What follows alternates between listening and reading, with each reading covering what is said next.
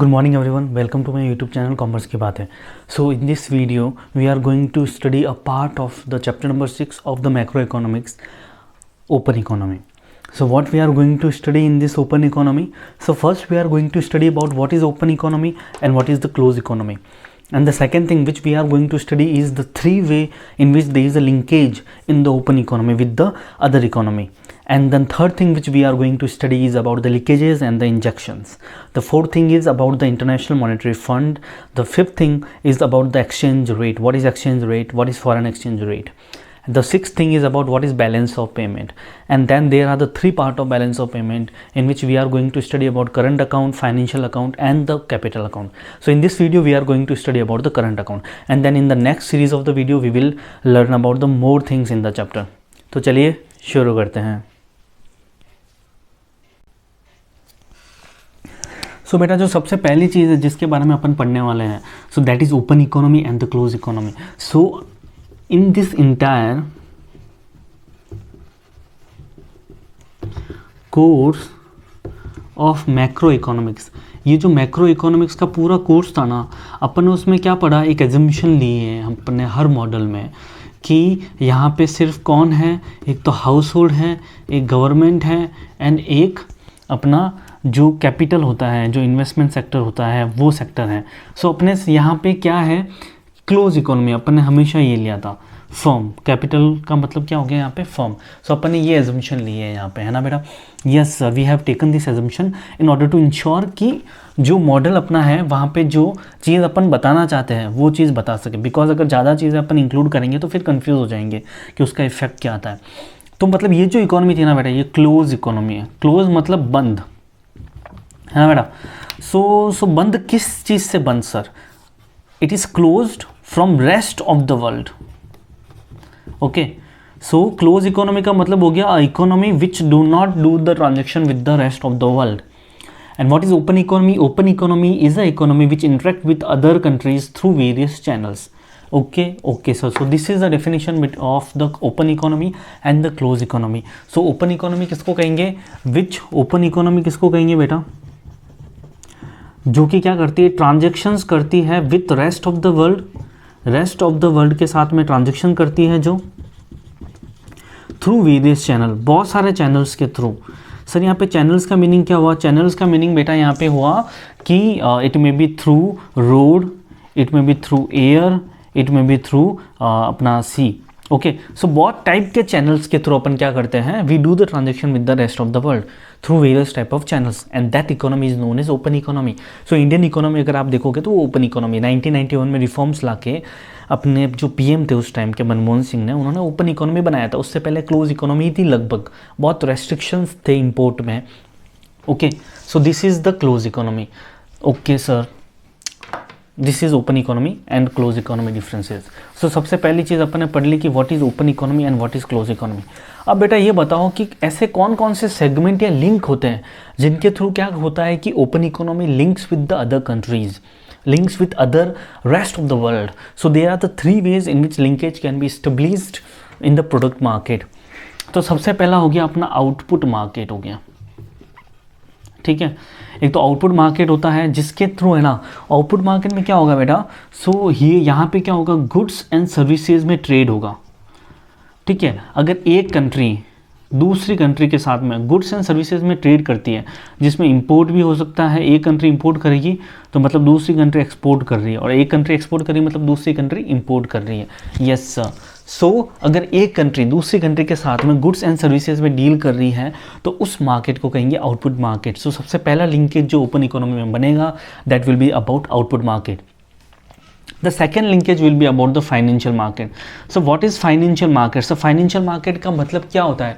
तो बेटा financial market का मतलब यहाँ पे आपका होता है, so what is meaning of the financial market? तो financial market का मतलब होता है बेटा कि जिसमें है ना, when a country buys the financial assets from other countries then this market is known as the financial market. So financial market का मतलब हो गया buying ऑफ फाइनेंशियल असेट्स. अगर मैं फाइनेंशियल असेट्स बाई कर रहा हूँ, एक कंट्री दूसरी कंट्री से फाइनेंशियल असेट्स बाई कर रही है, तो फाइनेंशियल असेट्स क्या होता है, फाइनेंशियल असेट्स में बहुत सारी चीज़ें आती है बेटा, शेयर्स, बॉन्ड्स.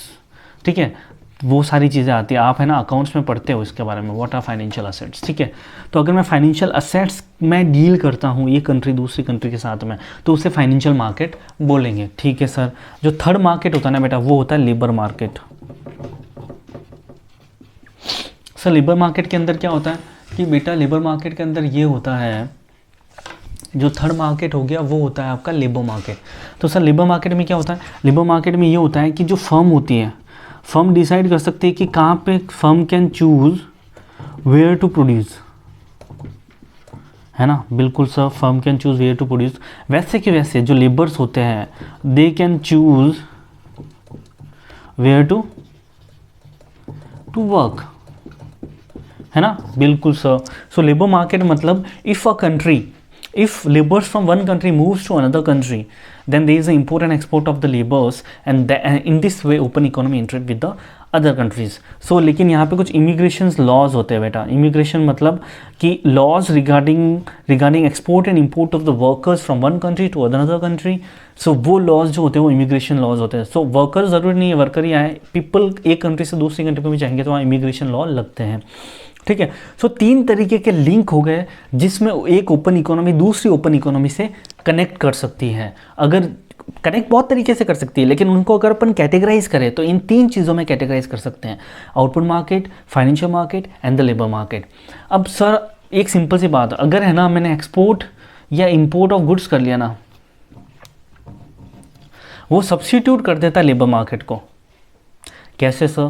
क्योंकि लेबर ही गुड्स को प्रोड्यूस करने वाला है, ठीक है। और अगर लेबर मूव आउट कर जाएंगे तो एक्सपोर्ट इंपोर्ट पे भी इफेक्ट पड़ेगा। इस वजह से अपन क्या है, दोनों को एक मान लेते हैं और अपन सिर्फ है ना अपने इस चैप्टर में ओपन इकोनॉमी कौन सी इकोनॉमी को मानेंगे, which interact with other economy through output market and through the financial market.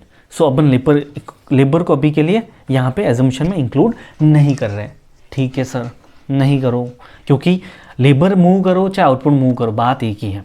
So we are, because labours make output, labours help in making goods and services, and that's why we are not considering labour here and we are considering only output and the financial market, and as taking assumption like open economy is the economy in which deals with another economy in outward market and the financial market, means which deals in the trading of the goods and services and also buying and trading of the financial assets.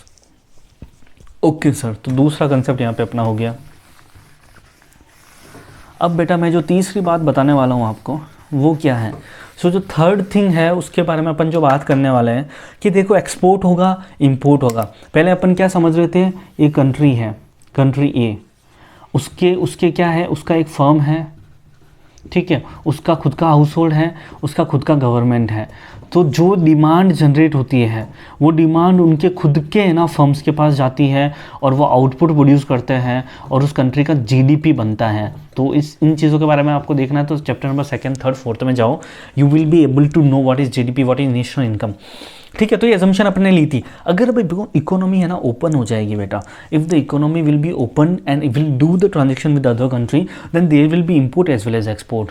If there will be export तो फ़ायदा होगा। कैसे कि मेरे है ना export होने में क्या होता है कि एक्सपोर्ट का मतलब भी अपन ने समझा था कि जब कंट्री ए अपना गुड्स सेल करती है कंट्री बी को, ठीक है, और उसके बदले में पैसा लेती है और गुड्स सेल करती है, गुड्स या सर्विसेज अगर सेल करती है कंट्री बी को, ठीक है। यहाँ पे अपन कंट्री ले रहे हैं, एक अगर कंट्री ए है, एक अगर कंट्री बी है, ठीक है बेटा। अगर एक कंट्री ए है एंड एक कंट्री बी है, अगर कंट्री ए कंट्री बी को गुड सर्विसेज सप्लाई करती है एंड कंट्री बी उसको पैसा देती है, so that is export for country A and import for country B, ठीक है, ठीक है, ये सर एक्सपोर्ट इंपोर्ट होता है, ठीक है। तो अब कंट्री ए को तो पैसा आया और उसका आउटपुट बढ़ा, तो पैसा आया इसके पास तो पैसा बढ़ेगा और आउटपुट भी बढ़ेगा। क्यों? क्योंकि उनको अपनी सप्लाई डिमांड को मैट करना है।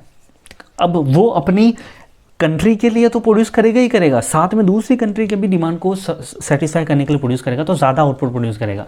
तो कंट्री ए के लिए है ना ये बहुत अच्छी बात होगी, उसका जीडीपी बढ़ेगा। तो उसके लिए अपन इसको क्या बोलेंगे, इस फिनोमिना को इंजेक्शन, ठीक है। कि आपकी बॉडी के अंदर जब इंजेक्शन लगता है ना तो आपकी बॉडी में से कुछ नहीं जाता, आपकी बॉडी में कुछ चीज़ आती ही है, ठीक है। तो आपके बॉडी में इंजेक्ट हुआ है वो चीज़, इट मीन्स उनकी इकोनॉमी में आउटपुट ऐड हुआ है। और इस कंट्री के लिए क्या होगा, इस कंट्री का तो पैसा गया है ना बेटा, पैसा गया तो इनकी इनकम कम होगी, इनकम कम होगी तो डिमांड कम होगी, डिमांड कम होगी तो आउटपुट भी कम होगा। इस तरीके से इनके लिए तो लॉस हो गया, इनके लिए लॉस हो गया, और इसको क्या बोलेंगे, लीकेज हो गया, इनकी कंट्री से पैसों का लीकेज हो गया। सो कंट्री बी जो इंपोर्ट कर रही है उनके लिए लीकेज हो गया, because their amount has been gone to country A and their output will decrease because their output demand has been met by another country. उनके खुद के है ना फर्म्स मैट करती, उससे पहले ही अनदर कंट्री से उनकी आउटपुट की डिमांड मैट हो गई। सो उनकी जो इनकम है वो कम हो जाएगी, और इस तरीके से उनके इकोनॉमी में से लीकेज है। जबकि कंट्री ए के लिए क्या है, जो एक्सपोर्ट कर रही है, it is injection for them, it is very beneficial for them. So these are two concept of injection and the leakages. ठीक है, तो leakages is in case, leakages is for the country which buys from another country, injection is for the country which sells to another country. Okay okay sir. अब बेटा अपन बात कर रहे हैं यहाँ पे परचेज एंड सेल की बात कर रहे हैं, तो आप एक बात बताओ, अगर इंडिया में अगर बात कर रहा हूँ मैं, and if you buy anything in India, then you will need a medium of exchange, that is rupees, which is accepted in India. In America it is dollar. Okay, so वो accept क्यों होता है, because of the apex bank signature कि मैं धारक को 10 रुपये या 100 रुपये या 1000 या 2000 रुपये अदा करने का वचन देता हूँ। सो उस नोट की कोई वैल्यू नहीं होती, there is no value of the particular note. ठीक है, तो मैं आपको ऐसे समझाता हूँ, मैं क्या समझाना चाह रहा हूँ। ठीक है, तो सबसे पहले अगर एक बंदा है ए और एक बंदा है बी, ठीक है, अगर ये इसको है ना अपने है ना वीट सेल करता है, ये इसको वीट सेल करता है, तो ये इसको रुपीज़ देगा, 2000 रुपीज़ का नोट इसने दिया इसको। ठीक है, अब ये 2000 रुपये के नोट की इंट्रिंसिक वैल्यू क्या है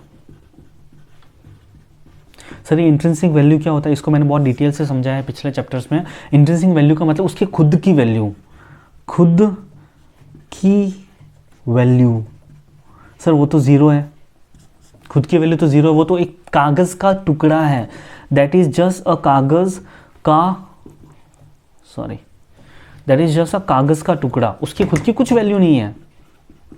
ठीक है, कागज़ का टुकड़ा, तो वो तो एक सिर्फ कागज़ का टुकड़ा है, there is no value, there is no intrinsic value of their 2000 rupees note. Gold का अगर कोई कॉइन होता है तो उसकी इंट्रिंसिक वैल्यू होती है, क्यों? क्योंकि उसकी खुद की वैल्यू, उसको बेचोगे ना कहीं पे तो उसको उतना पैसा मिलेगा, लेकिन रुपीज़ की नोट अगर इंडिया के बाहर जाके बेचोगे तो उसका रुपया नहीं मिलेगा, उसका कुछ पैसा नहीं मिलेगा आपको, you will not get anything in return. Why? Because there is no intrinsic value of that particular note, it is just a कागज़ का टुकड़ा।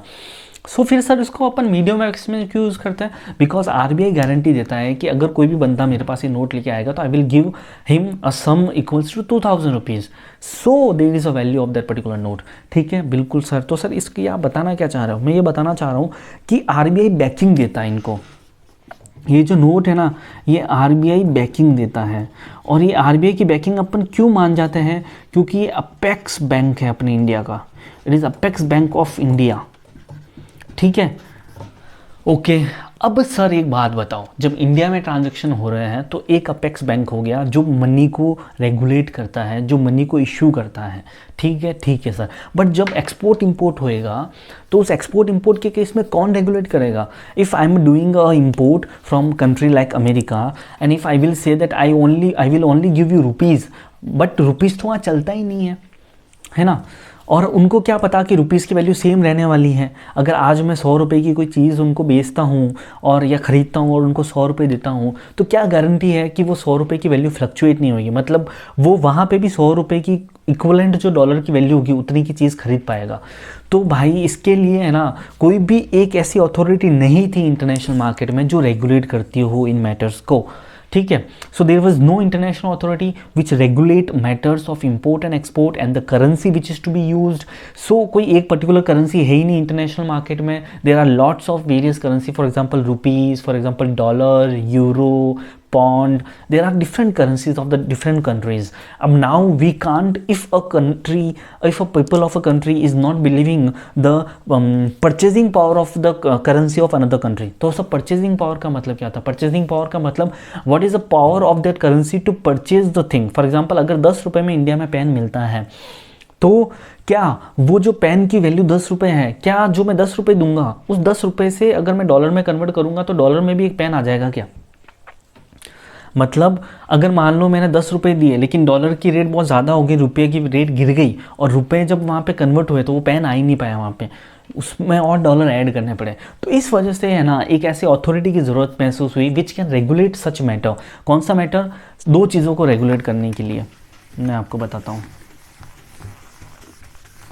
कौन सी दो चीज़ें। पहली चीज़ तो ये कि पहली चीज़ क्या? पहली चीज़ तो ये कि एबिलिटी टू कन्वर्ट,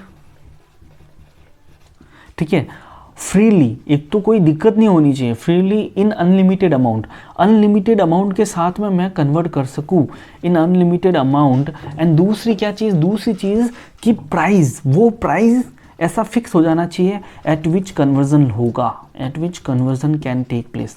अब कन्वर्जन क्या? क्योंकि देखो भाई, एक बंदा डॉलर यूज़ करता है, एक बंदा रुपीज़ यूज़ करता है, तो अब उसको क्या होगा, कन्वर्ट तो करना ही पड़ेगा रुपये को डॉलर में। ऐसा नहीं कि वो रुपीज़ उसको दे दे, बिकॉज रुपीज़ वहाँ पे कोई एक्सेप्ट नहीं करने वाला, बिकॉज आरबीआई की अथॉरिटी इंडिया में ही है, आउट ऑफ इंडिया नहीं है। तो आरबीआई कहाँ कहाँ जाके किस किस को कितना पैसा देगी? इंडिया में ही दे सकती है वो, ठीक है। तो price at which conversion will take place, ठीक है, वो प्राइस जहाँ पे है ना, जिस प्राइस पे है ना कन्वर्जन होएगा, ठीक है सर। तो ये दो चीज़ों को इंश्योर करने के लिए इंटरनेशनल मॉनेटरी फंड इस्टेब्लिश करा गया, IMF वॉज इस्टेब्लिश, जो चीज़ें यही देखता है, which regulates the export and import between the different country. Okay sir, तो आपने इंटरनेशनल मॉनेटरी फंड IMF क्यों इस्टेब्लिश हुआ, क्या काम होता है वो बता दिया। ये एग्जाम में आ सकता है आपके, ध्यान रखना, it is a important concept, ठीक है। तो अपन ने ये पढ़ लिया कि what is open economy, what is close economy, what is leakage, what is injection and what is IMF, ठीक है। तो अब अपन क्या पढ़ने वाले हैं? तो बेटा अब अपन पढ़ने वाले हैं एक्सचेंज रेट के बारे में। सर ये एक्सचेंज रेट क्या होता है? What is exchange rate? So since I was talking to you कि when a person of one country will sell goods to person of another country, then since there are the different currencies which is being used in the different country, having different apex banks, having regulations restricted to their own countries, सो अब उनको क्या करना पड़ेगा, एक currency को दूसरी currency में convert करना पड़ेगा। लाइक अगर एक बंदा, इंडिया का बंदा अगर अमेरिका से कोई चीज़ खरीद रहा है तो अमेरिका, अब एक फैक्ट बताता हूँ मैं आपको, Indian currency that is rupees is not freely convertible in world. So Indian currency कहीं एक्सेप्ट नहीं होती है। सो अगर कोई इंडिया के बंदे को अगर कोई चीज़ खरीदनी है बाहर से, तो उसको बाहर के जो बंदा करेंसी यूज़ करता है उसमें अपनी इंडियन करेंसी को कन्वर्ट करवा के उसको देना पड़ेगा, नहीं देगा तो वो अगला बंदा उसको बेचेगा ही नहीं चीज़। तो यहाँ पे है ना, यहाँ पे ज़रूरत किसको है? ज़रूरत है इंडिया के बंदे को बाई करने की। तो उसको ही है ना टेंशन लेके इंडिया की करेंसी को, जिस करेंसी में वो पेमेंट चाहता है उस करेंसी में कन्वर्ट करवा के देना पड़ेगा। सो अब जिस रेट पे, the rate at which rupees will be converted into the that particular currency in which the seller want to make the payment, that particular rate is known as exchange rate. So what is exchange rate? Exchange rate is rate at which conversion of one currency to another currency take place, ठीक है। तो उस rate को exchange rate कहेंगे। अब क्योंकि यहाँ पे एक जो करेंसी जो होती है वो फॉरेन होती है और एक अपनी डोमेस्टिक होती है, तो इसलिए इस कन्वर्जन को करेंगे foreign exchange rate. So this conversion is known as foreign exchange rate. So what is foreign exchange rate? The rate at which the conversion of one foreign currency into the another currency take place is known as foreign exchange rate. तो मैं आपको example दे देता हूँ, जैसे आज है ना dollar versus rupees की रेट 70 चल रही। इट मीन्स कि अगर आप 70 रुपया दोगे तो you will be able to get $1, ठीक है। So 70 rupees is the rate, is the exchange rate at which $1 will be converted into the 70 rupees और 70 rupees will be converted into $1, vice versa. Okay sir, बिल्कुल समझ गए हम foreign exchange rate को। तो अपन 3-4 concept पढ़ चुके हैं। अब अपन आते हैं बैलेंस ऑफ पेमेंट के बारे में। What is balance of payment? तो सर अभी आप बोल रहे हो कि एक्सपोर्ट होगा, इंपोर्ट होगा, तो रिकॉर्ड कौन रखेगा कि कितना एक्सपोर्ट हुआ एक कंट्री का एक साल में, कितना इंपोर्ट हुआ? तो उसके लिए होता है बैलेंस ऑफ पेमेंट। ठीक है, तो बैलेंस ऑफ पेमेंट को ऐसे लिखते हैं बेटा, है ना। तो what is balance of payment? Balance of payment is a record. अब रिकॉर्ड किस में हो सकता है? तो रिकॉर्ड का मतलब क्या होगा? या तो तुम बोल सकते हो उसको रजिस्टर, या उसको बोल सकते हो तुम अकाउंट, ETC। मतलब इन सारे तरीके से रिकॉर्ड मेंटेन किया जाता है। तो it is a record of what? Record of transactions, जो ट्रांजैक्शंस हो रहे हैं किस में? गुड्स एंड सर्विसेज में, गुड्स एंड सर्विसेज में। एंड जो असेट्स हुए हैं, फाइनेंशियल असेट्स हो गया, दूसरी तरीके का असेट्स हो गया, बिटवीन किसके बीच में हो रहे हैं? Between resident of one country, of a country, एक कंट्री के रेजिडेंट का किसके साथ में? With resident of another country, या विथ रेस्ट ऑफ वर्ल्ड लिख दो तो ज़्यादा बढ़िया है। ठीक है, तो अगर एक कंट्री के रेजिडेंट का रेस्ट ऑफ द वर्ल्ड के साथ में जो भी ट्रांजैक्शन होता है, उन ट्रांजैक्शन को जिस जगह रिकॉर्ड किया जाता है, that record is known as balance of payment. ठीक है, अब बैलेंस ऑफ जो पेमेंट होता है ना बेटा, वो 3 तरीके का होता है। इसमें एक तो करंट अकाउंट बनता है, एक बेटा फाइनेंशियल अकाउंट बनता है। अब इसमें मैं स्टार लिखता हूँ, स्टार क्यों लिखा हुआ मैं बताऊंगा। तो अभी आपके बुक्स में सिर्फ 2 तरीके का होगा, एक current account and capital account, लेकिन एक दूसरी तरीके का भी, तीसरी तरीके का भी है ना बैलेंस ऑफ पेमेंट होता है, जो फाइनेंशियल अकाउंट्स होता है। आप अपने नॉलेज के लिए इसको याद रखिएगा, एग्जाम में भी आप कोट कर सकते हो, लेकिन आपके बुक्स में क्या हो रखा है, सिर्फ 2 तरीके का लिख रखा, current account and capital account. And financial account एक तीसरी तरीके का है, उसका भी मैं रीज़न बताऊँगा वो क्या है और क्यों है। ठीक है, तो अभी अपन चलते हैं। सबसे पहले मैं आपको बता देता हूँ फाइनेंशियल अकाउंट क्या है। ठीक है, फिर मैं करंट अकाउंट को एक्सप्लेन करूँगा। ओके सर, तो व्हाट इज़ फाइनेंशियल अकाउंट? तो इसमें क्या हुआ कि जो नए अकाउंटिंग स्टैंडर्ड आए हैं ना बेटा, न्यू अकाउंटिंग स्टैंडर्ड जो आए हैं बाय इंटरनेशनल मॉनेटरी फंड, क्योंकि वही रेगुलेट करता है सारे इंटरनेशनल ट्रांजेक्शन्स को। ठीक है, तो उसके अकॉर्डिंग उन्होंने 3 type of balance of payment बताए हैं, ये 3 तरीके के। ठीक है, अब है ना क्या हुआ कि इंडिया ने भी है ना अपने बैलेंस ऑफ पेमेंट में ये चेंजेस कर दिए हैं। India has also made the changes in the balance of payment, but RBI जो है ना वो पुराना ही पब्लिश कर रही है। RBI is publishing old data, RBI old data he publish कर रही है। इस वजह से आपकी बुक में भी करंट एंड कैपिटल अकाउंट ही है, बट एक फाइनेंशियल अकाउंट और है। इसके बारे में आपको जो नई बुक्स है ना आपकी 2021 ईयर्स की, 2021 ईयर्स, इसके बारे में आपको इस बुक में मिलेगा, जो आपका सिलेबस रिवाइज हो चुका है। अगर आप अपनी पुरानी बुक से पढ़ रहे हो तो अभी उसको चेंज कर लो, गो टू द ncrt.nic.in और वहाँ से अपनी नई टेक्स्ट बुक डाउनलोड करके प्रिंट करवा लो, because your course has been revised. Okay sir, so there are 3 type of the balance of payment: current account, financial account and capital account. So in exam you can write 2 and you can also give a star and write third one, financial account. He will be very much impressed with your knowledge. Okay sir, thank you. अब current account के बारे में बताइए, थोड़ा बहुत प्रकाश डालिए। Okay बिल्कुल, current account के बारे में तो बेटा अब अपन पढ़ने वाले हैं करंट अकाउंट के बारे में। What is current account? So current account एक तरह से आपका जो है ना, जो P&L बनाते हो ना आप, जो P&L बनाते हो अकाउंट्स के अंदर, वो ही होता है। कैसे सर? P&L में अपन क्या करते हैं कि कैपिटल आइटम जो होते हैं ना, जो बहुत भारी भरकम खर्चा जो होता है, जो अपने बैलेंस शीट में जाता है, उसको इंक्लूड नहीं करते अपन P&L में। एक साल के अंदर जो भी है ना खर्चा हुआ है और जो भी आपकी इनकम आई है वो आप P&L में डालते हो। उसी तरीके से करंट अकाउंट में क्या होता है, जो भी गुड्स एंड सर्विसेज में आपने ट्रेड करा, export import of goods and services, and जो भी आपको ग्रांट्स मिले हैं जो कि कैपिटल नेचर के नहीं है, जो भी रेमिटेंस ग्रांट्स जो कि आपको वापस से नहीं देने उनको, ठीक है, और उन सभी ग्रांट्स, रेमिटेंस, गिफ्ट्स एंड जो भी trade in goods and services है, those are to be included in current account. ठीक है, फिर फाइनेंशियल अकाउंट में फाइनेंशियल चीज़ें इंक्लूड करेंगे और कैपिटल अकाउंट में कैपिटल चीज़ें इंक्लूड करेंगे। ठीक है, सो अभी अपन करंट अकाउंट पे फोकस करते हैं। सो मैंने इनको 3 पार्ट में डिवाइड कर दिया है: trade in goods, trade in services and transfer of payments. ठीक है, अब ट्रेड इन गुड्स में क्या आएगा? Export of goods and import of goods. अगर any amount of the export of the goods and any amount of the import of the goods will be included in the current account under balance of payment. So वो current account में record करा जाएगा। ठीक है। फिर जो भी trade इन services होगा, तो सर्विसेज के ट्रेड को दो तरीके में अपन है ना इसको डिफ्रेंशिएट कर सकते हैं। कौन से दो पार्ट है सर? सबसे पहला आपका पार्ट है सर्विसेज का कि नेट फैक्टर इनकम, एंड दूसरा हो गया non factor income. So sir ये net factor and non factor income के बीच में डिफ्रेंशिएशन कैसे करा है? तो आपको याद है अपने फैक्टर ऑफ प्रोडक्शन पढ़ा था, लैंड, लेबर, कैपिटल, फर्म्स, ये सारा है ना फैक्टर ऑफ प्रोडक्शन होता है। Yes sir, they participate in production.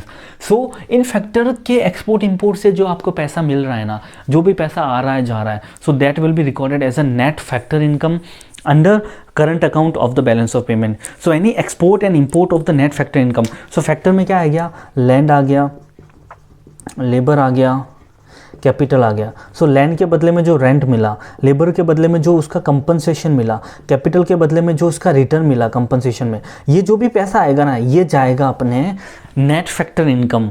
ठीक है, और वो किसके अंदर जाएगा? ट्रेड इन सर्विसेज में, करंट अकाउंट में, बैलेंस ऑफ पेमेंट के अंदर। ठीक है। नॉन फैक्टर इनकम क्या हो गया सर? नॉन फैक्टर इनकम हो गया कोई भी शिपिंग का पैसा जो आया आपके पास, शिपिंग का पैसा आया आपके पास, बैंकिंग का कोई पैसा आया आपके पास, इंश्योरेंस का कोई पैसा आया। ठीक है, तो शिपिंग, बैंकिंग, इंश्योरेंस, टूरिज्म, ठीक है, आपके पास टूरिज्म का पैसा आया। ठीक है, टूरिज्म। चौथी चीज़ हो गया आपके पास सॉफ्टवेयर सर्विसेज कोई आपने दी, इन्फोसिस सॉफ्टवेयर सर्विस, जिस कंपनी में मैं काम कर रहा हूँ वो सॉफ्टवेयर सर्विसेज देती है आउट ऑफ इंडिया, तो वो जो उससे जो पैसा आएगा इंडिया में उसको कहेंगे नॉन फैक्टर इनकम। सो वो रिकॉर्ड होगा नॉन फैक्टर इनकम में, ट्रेड इन सर्विस में, करंट अकाउंट में। ठीक है, which is first part of balance of payment. ठीक है, तो ये हो गया ट्रेड इन सर्विसेज। तो सर ट्रेड इन जो गुड्स होता है ना, इसके एक्सपोर्ट और इम्पोर्ट से जो पैसा आएगा और जाएगा, ठीक है, उसको अपन बोलेंगे बैलेंस ऑन ट्रेड। मतलब ठीक है, बैलेंस ऑन ट्रेड में क्या आएगा? Any receipt which is received from export of goods minus any expenditure which is being done on import of the goods. ठीक है, वो भी गुड्स इन दोनों का जो अब जो सम आएगा उनको कहेंगे बैलेंस ऑन ट्रेड। ठीक है, अब trade and services and transfer payment, इसका जो इंपोर्ट एंड एक्सपोर्ट में से लेस करने से जो बचेगा उसको कहेंगे बैलेंस ऑफ विजिबल बोलेंगे उनको, balance of visible. Balance of visible का मतलब क्या हो गया कि any amount of the amount of export of the services and transfer payment minus amount of import of the services and the payment which is made as a transfer to another country. ठीक है, मतलब अपनी country में जो gift आया minus दूसरी country को अपने जो गिफ्ट दिया, अपनी कंट्री में जो सर्विसेज के एक्सपोर्ट करने से पैसा आया माइनस जो दूसरी कंट्री में अपने पैसा दिया एक्सपोर्ट सर्विसेज को इंपोर्ट करके, उन दोनों का जो उन दोनों को हटा के जो पैसा आएगा वो आएगा balance of invisible. Sorry, visible नहीं आएगा यहाँ पे, इनविजिबल आएगा। ठीक है, so balance of trade and balance of invisible. ठीक है, अब है ना बैलेंस ऑन करंट अकाउंट कैसा आएगा कि करंट अकाउंट का जो टोटल रिसिप्ट है वो अगर ज़्यादा होगा एक्सपेंडिचर से तो होगा सरप्लस हो जाएगा। ठीक है, अगर बैलेंस अकाउंट का जो रिसिप्ट है वो इक्वल हो जाएगा एक्सपेंडिचर के तो हो जाएगा अपना बैलेंस्ड हो गया, अपन वैसा बोलेंगे करंट अकाउंट बैलेंस हो गया। और अगर करंट अकाउंट का जो रिसिप्ट है वो कम है एक्सपेंडिचर से तो अपन बोलेंगे करंट अकाउंट में डेफिशिएट हो गया। ठीक है, तो अपन क्या बोलेंगे कि there is a deficient in current account. ठीक है सर, तो बैलेंस ऑफ करंट अकाउंट हो गया। करंट अकाउंट में तीन पार्ट होता है, trade in goods, trade in services and transfer payment. Trade in goods में होता है export of goods, import of goods, और उसका जो निकलेगा सम उसको कहेंगे बैलेंस ऑन ट्रेड। फिर trade in services and transfer payment का जो सम निकलेगा उसको कहेंगे बैलेंस ऑफ इनविजिबल। अब ट्रेड इन सर्विसेज में आता है net factor income and non factor income. Net factor income में सारे factor and non factor income other than factor. फिर ट्रांसफर पेमेंट में आपके गिफ्ट्स, रेमिटेंसेज, ये सारी चीज़ें आ जाएगा। ओके सर, सो यहाँ तक मैंने आपको इस particular part of chapter number 6 on the open economy पढ़ाया है। Then we will cover capital account, financial account and other parts. ठीक है, in the next coming series of the videos. तो please like the video and subscribe to my channel and share it to the maximum person. Thank you for watching commerce की बातें।